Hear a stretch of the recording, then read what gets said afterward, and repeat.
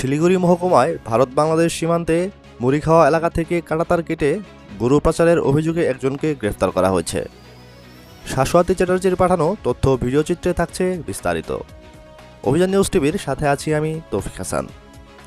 শিলিগুড়ি মহকুমা পরিষদের অন্তর্গত ফাঁসিদেওয়া ব্লকের ভারত সীমান্তে মুড়িখাওয়া এলাকায় কাঁটাতার কেটে গরু পাচারের অভিযোগে একজনকে গ্রেফতার করেছে ফাঁসিদেওয়া থানা পুলিশ।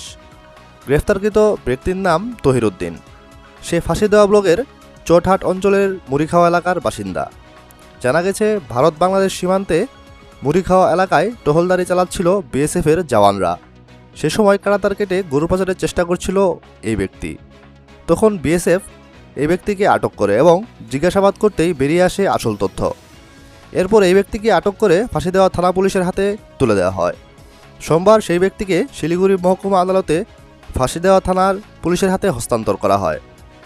তবে এই ঘটনার সঙ্গে কে বা কারা জড়িত রয়েছে তা খতিয়ে দেখা হচ্ছে। ইতিমধ্যে ঘটনাটির তদন্তে নেমেছে ফাঁসিদেওয়া থানা পুলিশ এবং এর পাশাপাশি বিএসএফরা।